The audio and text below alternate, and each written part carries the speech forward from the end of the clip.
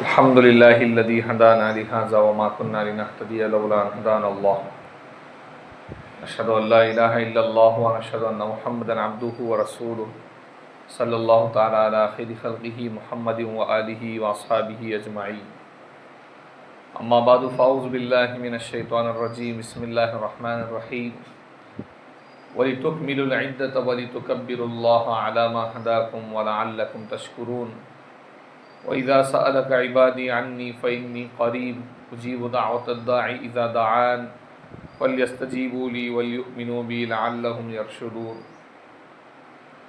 وعن انس بن مالک رضی اللہ تعالیٰ عنہ قال قال رسول اللہ صلی اللہ علیہ وسلم كل بنی آدم خطاؤون وخیر الخطائین التوابون او کما قال علیہ الصلاۃ والتسلیم۔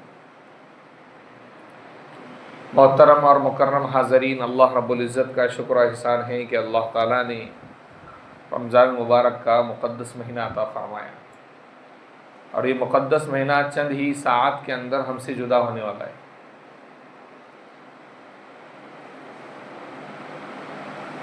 ہمارے یہاں پر ایک نظام ہے ہندوستان اور کچھ ملکوں کے اندر، جس کو آج کل کے نوجوان جانتے ہی نہیں ہیں، اور بہت سارے عورتیں اور مرد بھی نہیں جانتے اور اس کا اہتمام کرتے ہیں، جبکہ حضور اکرم صلی اللہ علیہ وسلم سے یہ بات کہیں ثابت نہیں ہے۔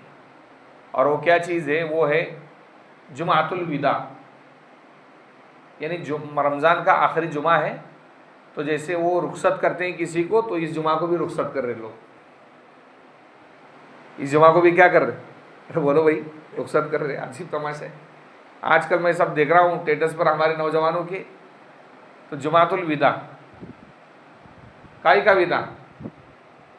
وداع تو اس کو ہونا چاہیے جس کو کل مرنے کا یقین ہو اور کل جانے والا ہو، ورنہ زندگی کا ہر جمعہ تو اللہ تعالیٰ کی نعمت ہے جو اللہ نے دیا ہے۔ تو اس طریقے سے جمعۃ الوداع، اور اس کی بعض مرتبہ لوگ یو پی کے اندر نماز پڑھ رہے ہیں، اس اہتمام کر رہے ہیں، یعنی کچھ بھی کرنا ہے، بس امت کو جو ہے بھٹکاؤ بس۔ اور نوجوان ہمارے اور مرد حضرات نہ کچھ جانتے ہیں، نہ پڑھتے ہیں، نہ سمجھتے ہیں، بس کسی نے لگا دیا کہیں پر بھی، اس کی تحقیق نہیں کی، بغیر تحقیق کے آگے بات کو جاری کر دیا۔ وہ سب سے بڑا جھوٹ ہے، وہ سب سے بڑا کیا ہے؟ جھوٹ۔ تو جمعۃ الوداع کا شریعت میں کوئی ثبوت نہیں۔ ہاں، یہ اہتمام ہو سکتا ہے کہ رمضان المبارک کا آخری جمعہ ہے اور اللہ تعالیٰ اس کے اندر جو برکتیں اور انوارات رکھے ہیں، اب یہ جمعہ رمضان ختم ہو جائے گا تو ہمیں نصیب نہ ہوں گی، آئندہ رمضان آئے گا تو پھر ہمیں وہ رمضان کے اندر جمعہ ملے گا، اتنا خیال کر سکتا ہے آدمی۔ لیکن اس طریقے سے جو ایک دستور نکلا ہے ہمارے یہاں پر، اب آج کل دیکھیے، آپ اسٹیٹس دیکھیے ہمارے مسلمانوں کی، جمعۃ الوداع لگا دیا ہے، کہیں پر بھی اس کا ثبوت نہیں۔ تو یہ بدعت اور گمراہی ہے، اس سے بچنا چاہیے۔ دوسری بات یہ ہے کہ قرآن کریم کی جو میں نے آیت آپ کے سامنے پڑھی ہے ابھی خطبے کے اندر، اللہ نے رمضان مبارک کا جب مہینہ آیا تو اللہ نے کہا چاند کو جس نے دیکھا ہے وہ روزہ رکھے، جو بیمار ہے یا سفر پر ہے، مسافر ہے، اس کو چھوٹ ہے کہ بھائی رمضان کے بعد وہ رکھ سکتا ہے، لیکن اگر بیماری کے اندر رکھنا چاہتا ہے اور اس کو کوئی نقصان نہیں پہنچ سکتا ہے، یا سفر ایسا ہے جو آرام دہ ہے، رکھنا چاہتا ہے رکھ لے۔ پھر اللہ کہہ رہے ہیں رمضان کی 30واں دن ہے، 30 روزے آپ نے پورے کر لیے۔ اللہ نے کیا کہا؟ دیکھیے قرآن میں یاد رکھیے آپ، اللہ کہہ رہے ہیں وَلِتُكْمِلُوا الْعِدَّةَ، اللہ کیا کہہ رہے ہیں؟ وَلِتُكْمِلُوا الْعِدَّةَ، اور چاہیے کہ تم گنتی پوری کرو۔ کیا کہا اللہ نے؟ گنتی پوری کرو۔ اللہ نے یہ نہیں کہا کہ 30 دن تم نے جو روزے رکھے ہیں ان روزوں کو پورا کرو، اللہ نے ایسا نہیں کہا۔ اللہ نے ایسا نہیں کہا کہ 30 تراویح تم نے پڑھی ہے اس کو پورا کرو، اللہ نے ایسا گنتی پوری کرو۔ گنتی پوری کرنے کا مطلب کیا ہے؟ مطلب یہ ہے کہ مسلمان اللہ کے حق کے مطابق اس کی عبادت نہیں کر سکتا، اللہ کے حق کے مطابق اس کی عبادت نہیں کر سکتا۔ ہر لمحہ، ہر سیکنڈ جو ہم سانس اندر اور باہر لیتے ہیں، یہ اس پر ہم اللہ کا شکر ادا کرنا چاہیے۔ کیا کرنا چاہیے؟ اللہ کا شکر ادا کرنا چاہیے. اور مسلمان ہر لمحہ اور ہر سیکنڈ اللہ کا شکر ادا نہیں کر سکتا ہے. 24 گھنٹے اللہ کی عبادت کرے یہ مسلمان سے ممکن نہیں ہے. اور رمضان کا جو مبارک مہینہ اللہ کہہ رہے کہ ہم نے جو دیا ہے اس کے اندر تم نے روزہ رکھا ہے, تم نے تراویح پڑھی, قرآن پڑھی ہے, لیکن جیسا میرا حق ہے ویسا تم نے نہیں کیا ہے. اس لیے اللہ نے کہا گنتی پوری کرو. گنتی پوری کر لیے تم, ہم انشاءاللہ قبول فرمائیں گے اس کو. ہم انشاءاللہ کیا کریں گے اس کو, کہ اللہ کہہ رہے ہیں گنتی پوری کرو, 30 روزے پورے مت کرو, ایسا نہیں کہا اللہ نے, کیونکہ عبادتوں میں کمی کوتاہی انسان سے ہو جاتی ہے. گناہ کا پتلا ہے انسان. کیا ہے؟ ارے بولو بھائی, گناہ کا پتلا ہے. لیکن جب گنتی پوری کر لی ہے تو یہ ہمارے احسان سے ہوا, ہمارے شکر سے ہوا. وَلِتُكَبِّرُوا اللَّهَ عَلَى مَا هَدَاكُمْ, اللہ نے جو تمہیں ہدایت دی اس پر اللہ کی بڑائی بیان کرو, اللہ اکبر کہو. کیا کہو؟ اللہ نے ہدایت دی تمہیں, روزے رکھنے کی ہدایت دی, تراویح پڑھنے کی ہدایت دی, قرآن پڑھنے کی ہدایت دی. اگر اللہ ہدایت نہ دیتے تو تم کیا کرتے؟ اللہ ہدایت نہ دیتے تو تم کچھ نہیں کر سکتے تھے. اللہ کے پاس تو اور بھی بندے ہیں نا. اللہ کے پاس اور بندے نہیں, اللہ کے پاس بہت بندے ہیں. ہماری نمازوں پر, ہماری عبادتوں پر ہمیں اترانا نہیں چاہیے, اللہ کی بڑائی بیان کرنا چاہیے کہ اللہ تیرا شکر ہے, احسان ہے کہ تو نے ہم نے رمضان کے اندر عبادت کرنے کی توفیق عطا فرمائی. یہ تیرا شکر اور تیری توفیق سے ہوا ہے. مثال کے طور پر اگر بادشاہ کے پاس کوئی غلام بادشاہ رکھ لیتے ہیں نوکری کے لیے اپنے لیے, غلام یہ نہیں کہتا کہ میں غلام ہوں اور مجھے بادشاہ نے رکھا ہے, نہیں. غلام یہ کہتا ہے کہ بادشاہ کا احسان ہے کہ بادشاہ نے مجھے رکھ لیا ہے. بادشاہ کے پاس تو اور بھی چوائس تھی, بادشاہ کے پاس تو اور بھی غلام تھے, لیکن بادشاہ نے کیا کر لیا, مجھے ہی چن لیا. یہ بادشاہ کا مجھ پر احسان ہے. اسی طریقے سے اللہ رب العزت نے ہمیں رمضان کے اندر عبادت کرنے کی توفیق دی, تو ہم یہ جو آخری وقت بچے ہیں ہمارے پاس رمضان ختم ہونے کی افطاری تک, ہم اس پر اللہ کا شکر کریں. الحمدللہ اللہم لک الحمد کلہ ولک الشکر کلہ. اور اللہ کو شکر بہت زیادہ پسند ہے. اللہ رب العزت کو کیا ہے, شکر زیادہ پسند ہے. لئن شکرتم لازیدنکم, اگر تم میری شکر گزاری کرو گے میں نعمت کے اندر اضافہ کروں گا. اللہ سے کہوں کہ اللہ آپ نے رمضان کے اندر روزے رکھنے کی توفیق دی, یہ آپ کا شکر ہے. انشاءاللہ آئندہ رمضان بھی دیں گے اللہ, اور آئندہ رمضان کے اندر عبادت کرنے کی توفیق بھی دیں گے.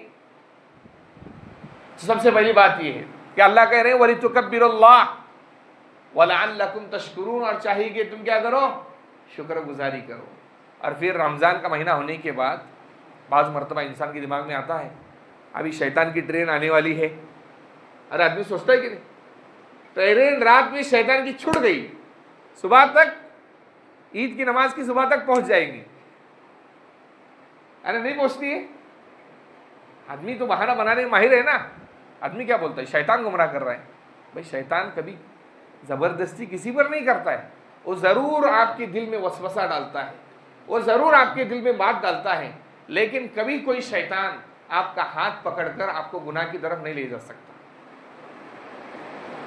کبھی کوئی شیطان آپ کا ہاتھ پکڑ کر آپ کو گناہ کی طرف کبھی لے جا سکتا نہیں ہے. شیطان صرف وسوسہ ڈالتا ہے. من شر الوسواس الخناس, اس خناس کی شر سے, الذی یوسوس فی صدور الناس, جو لوگوں کی سینوں میں وسوسے ڈالتا ہے. اس لیے جو لوگ کہتے ہیں کہ وہ اور بعض مرتبہ انسان کیا کرتا ہے, تقدیر کو بہانہ بناتا ہے. بولتا ہے میرے تقدیر میں ایسا ہی لکھا ہے, میرے تقدیر میں ایسا ہی لکھا ہے, میں گناہ کر رہا ہوں, میرے تقدیر میں ایسا ہی لکھا ہے. تو بھائی کھانا مت کھاؤ, صبح میں ناشتہ مت کرو, دوپہر میں کھانا مت کھاؤ, اور کہو میرے تقدیر میں ایسا ہی لکھا ہے. پھر دیکھیں گے تقدیر کہاں تک کام میں آتی ہے آپ کے. ارے جب تقدیر کو بہانہ بناتے ہیں لوگ تو اس وقت یہ نہیں سوچتے ہیں شیطان. اس لیے کیا ہوتا ہے, ہنسی آتی ہے مجھے حضرت انسان پر. کسی شاعر نے کہا ہے ہنسی آتی ہے مجھے حضرت انسان پر, فعل بد خود کرے اور لعنت کرے شیطان پر. برا کام خود کرتا ہے اور شیطان پر لعنت کرتا ہے. یہ کون سی بات ہوئی, یہ کون سی بات ہوئی. اس لیے رمضان کے بعد ہمارا کیا ہوتا ہے؟ آہستہ آہستہ 4 دن نماز پڑھتے ہیں ہم، اور اس کے بعد سلام علیکم، ارے کرتے کہ نہیں؟ مسجد کو کیا کرتے ہیں؟ تو اللہ کہہ رہے ہیں آگے کی آیت میں دوسرے بارے میں، وَإِذَا سَأَلَكَ عِبَادِي عَنِّي فَإِنِّي قَرِيبٌ۔ عجیب آیت ہے۔ رمضان کے مہینے کے بعد جو لوگ بکھر جاتے ہیں انہیں بکھرنا نہیں چاہیے، انہیں اللہ کی عبادت سے نکھرنا چاہیے۔ اللہ کہہ رہے ہیں کہ وَإِذَا سَأَلَكَ عِبَادِي، یا محمد، اے محمد اگر میرے بندے آپ سے پوچھے کہ فَإِنِّي، میں کہاں ہوں، تو کہو فَإِنِّي قریب، میں رمضان کے بعد بھی ان سے قریب ہوں۔ میں رمضان کے بعد بھی کیا ہوں؟ ایسا مطلب نہیں ہے کہ اللہ رمضان میں قریب آ گئے، ہاں اس کی رحمت متوجہ ہوئی، لیکن رمضان کے بعد اللہ رب العزت کسی انسان سے دور نہیں ہے، ہر انسان کے قریب ہے۔ اللہ یہ پیغام دینا چاہتے ہیں کہ ارے مسلمانوں، رمضان کے بعد ہمیں بھولنا مت، ہمیں چھوڑ کر مت جانا، ہم نے وفا کی ہے، ہم سے جفا مت کرنا، غداری مت کرنا ہم سے۔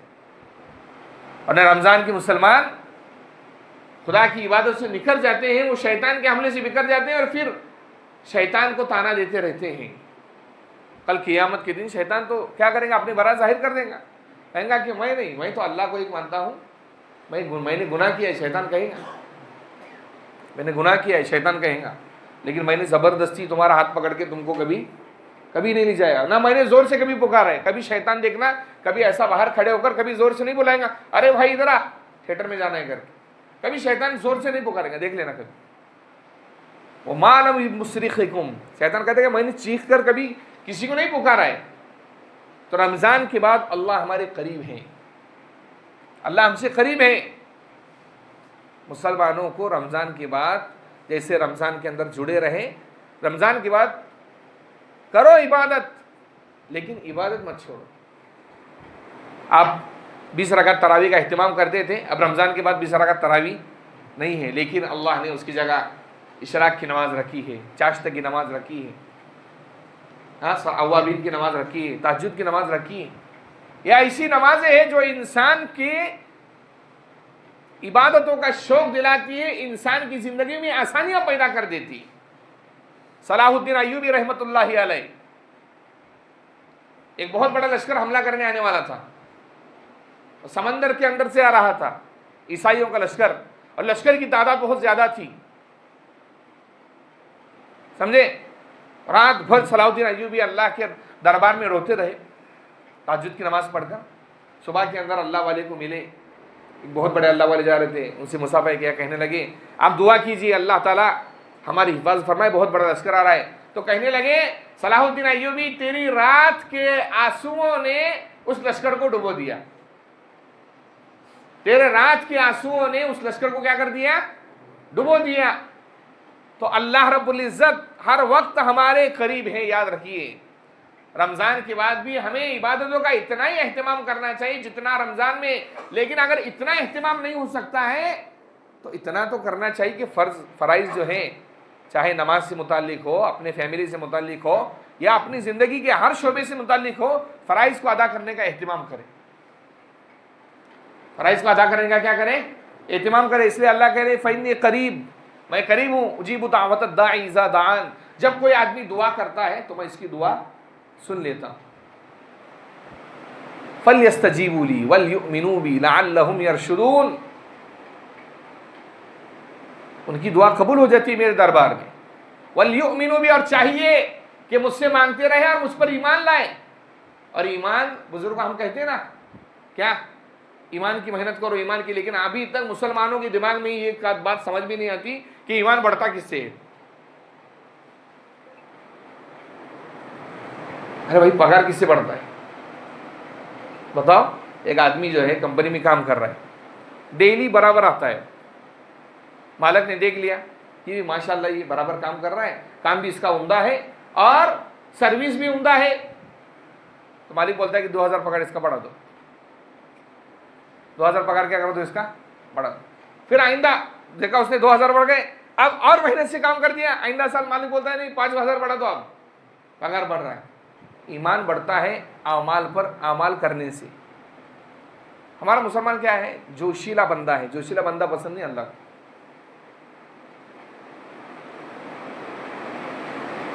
ایمان بڑھتا ہے نماز پڑھنے سے. کس سے بڑھتا ہے ایمان؟ ارے بھائی ایمان کو اندر سب سے بڑی چیز اگر بڑھانے والی کوئی چیز ہے ایمان میں تو وہ نماز ہے. کیا ہے وہ؟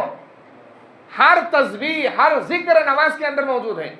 یہاں تک کہ قرآن شریف کی تلاوت بھی نماز کے اندر موجود ہے.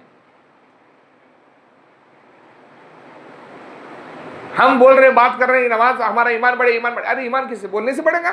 اگر بولنے سے ایمان بڑھتا تو پھر اللہ تعالیٰ نماز کو جو فرض نہ کرتے.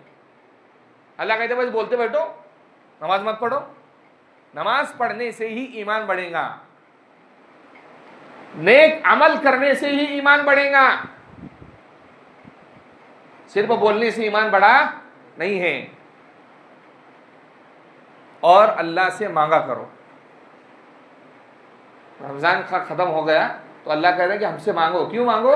اس لیے کہ یاد رکھیے ایک اللہ والے تھے, ان کے پاس ایک آدمی آیا, اس نے عجیب سوال کیا. یاد ابھی جو شروع میں نے حدیث پڑھی نا, کل بنی آدم خطاؤن, آدم کی ہر اولاد گنہگار ہے, خطا کرنے والی, غلطی کرنے والی.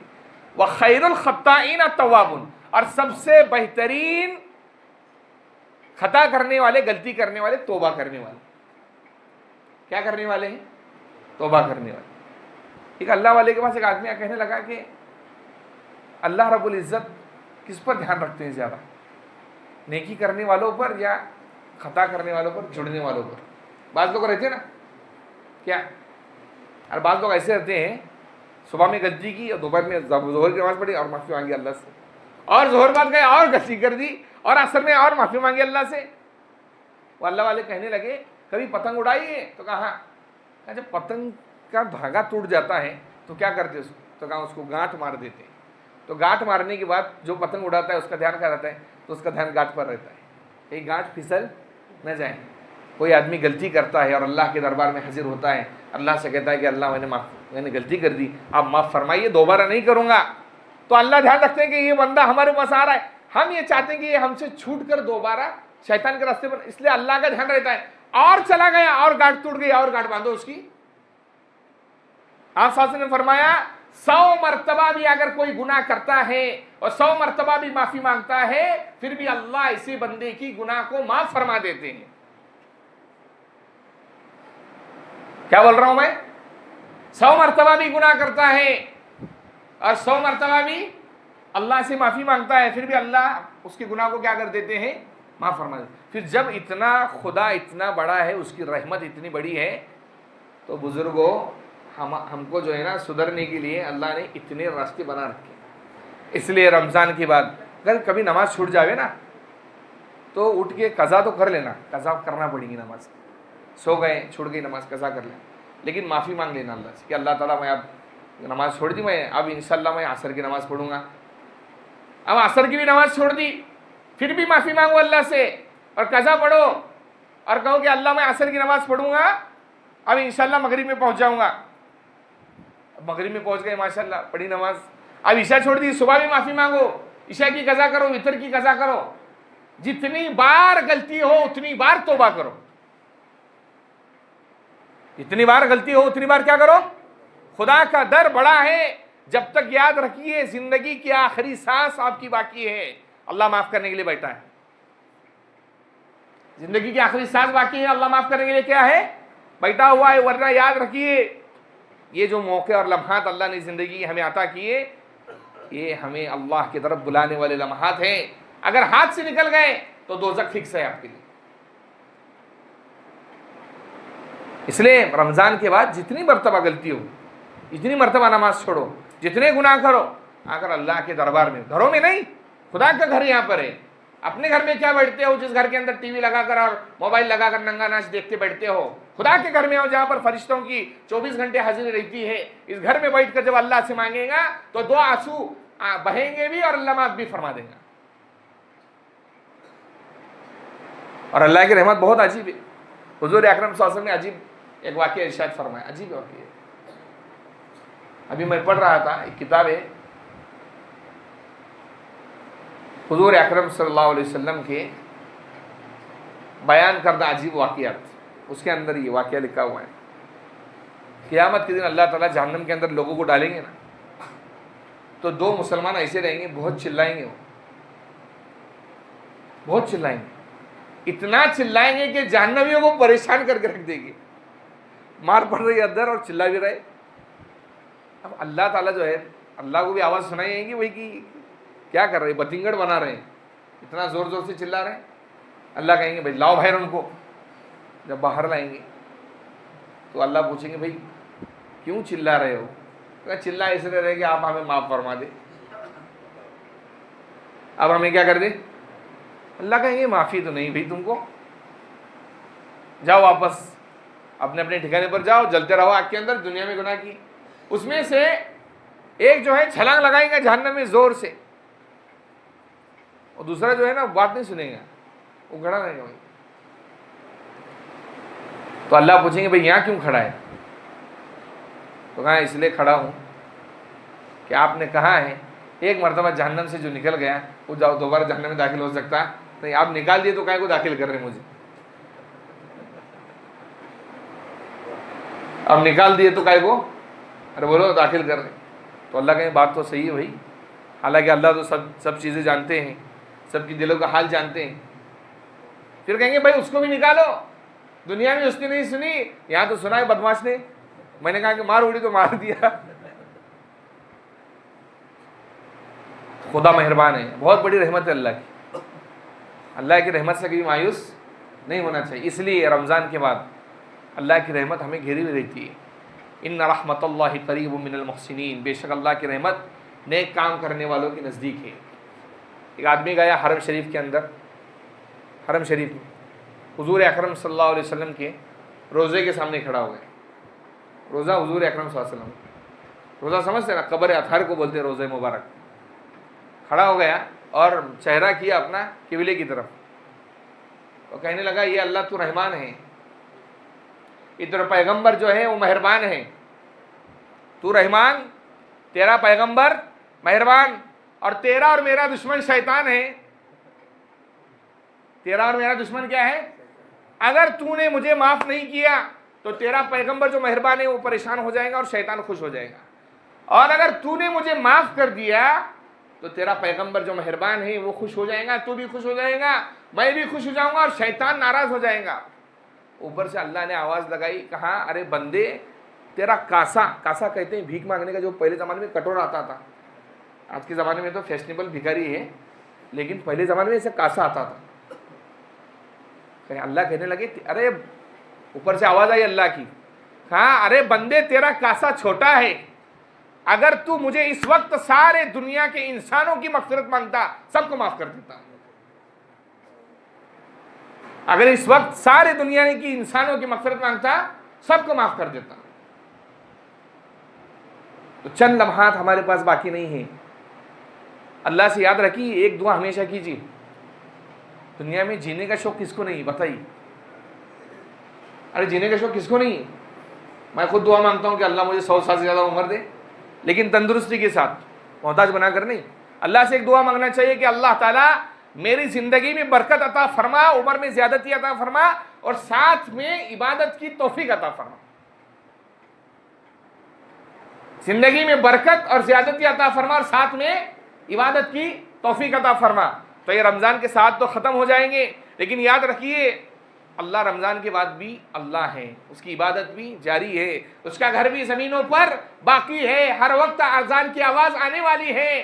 لیکن یہ مسلمان کبھی خدا سے غداری ہو جائے، کبھی خدا سے نفرت ہو جائے، کبھی اللہ کو چھوڑ کر شیطان کے راستے پر چلا جائے، تو کبھی مت یہ سوچنا.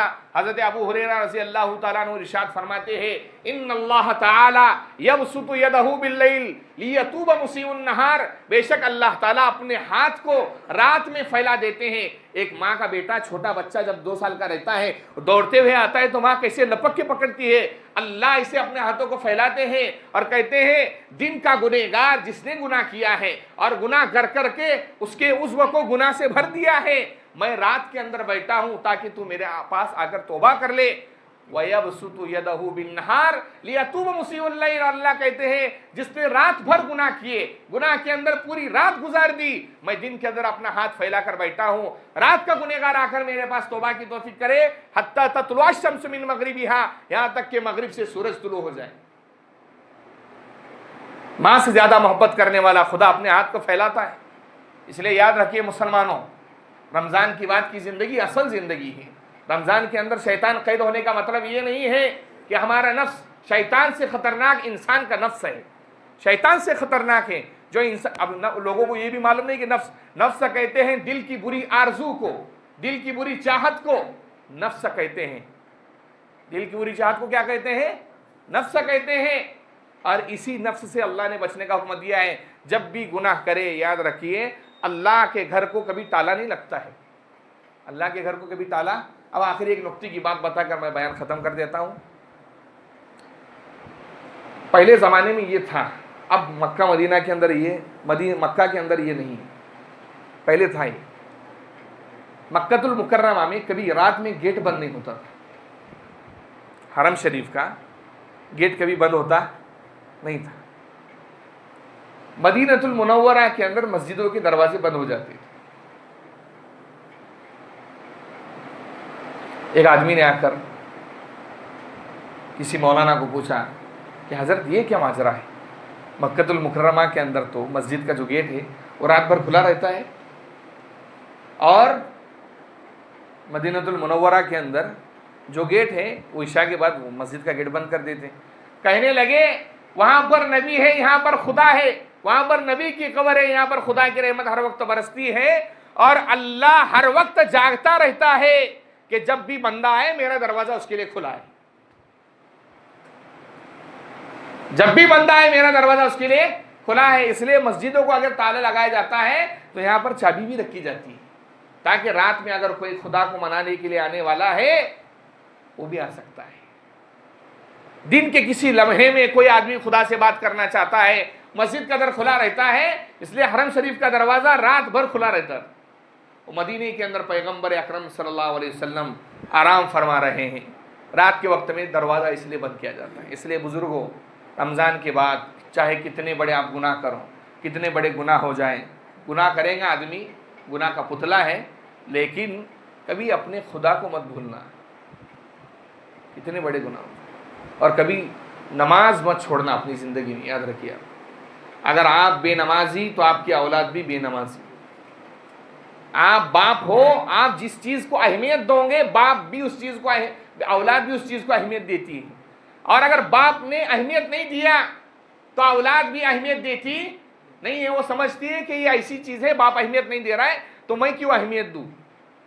इसलिए रमज़ान के बाद जितने गुनाह हो आपसे, नमाज न पढ़े आप, फजर न पढ़े तो जोहर पढ़े, जोहर न पढ़े तो असर पढ़े, असर न पढ़े तो मगरिब पढ़े, लेकिन खुदा के घर को आबाद रखे बुजुर्गों, वरना हालात इतने ख़तरनाक हैं कि अल्लाह की मस्जिदें टूटी जा रही है, घर फूटे जा रहे हैं, घर बंद हो रहे हैं, घरों को ताला लग रहा है। ये खुदा की हम पर मार पड़ रही है। हम सिर्फ जो है रमज़ानी मुसलमान बनकर रहते हैं तो अल्लाह बता रहे हैं, और अल्लाह हमारी इबादत की मौत कोरोना के अंदर बता दी अल्लाह ने। हरम शरीफ का तवाफ़ कौन कर रहे थे? अरे बताओ कौन कर रहे थे, मालूम है आपको? परिंदे तवाफ़ कर रहे थे हरम शरीफ। कोरोना के पीरियड में किसने तवाफ़ किया है? परिंदों ने तवाफ़ किया। अल्लाह को हमारी इबादत की गरज नहीं है। अल्लाह समद, अल्लाह बेनियाज है, उसकी हमारी इबादत से उसकी इज़्ज़त में कभी बढ़ोतरी होती नहीं है। इसलिए याद रखिए रमज़ान के बाद भी अल्लाह हमारे उतनी ही ज़्यादा करीब है जितना रमज़ान में करीब था। इसलिए आप चाहे जितनी नमाज़ें छोड़ो, लेकिन याद रखना, अपने दिल को ज़रूर कह देना कि मैंने आज नमाज़ छोड़ी है तो दोपहर में पढ़ूंगा। पक्का वादा करना आपने, जितने वादे टूटे हर बार अल्लाह से वादा निभाओ, चाहे जितने वादे क्या हो जाए, टूट जाए। अल्लाह से दुआ है कि अल्लाह ताला हमें अपनी निगाहों के अंदर अपनी हैसियत में एक कामिल और सच्चा मुसलमान बनाए। जो हुजूर अकरम सल्लल्लाहु अलैहि वसल्लम ने अहादीस के अंदर कामिल मुसलमान की निशानी बतलाई है, वैसा हमें मुसलमान बनने की तौफीक अता फरमाए। व आखिरु दावाना अल्हम्दुलिल्लाहि रब्बिल आलमीन। सुन्नत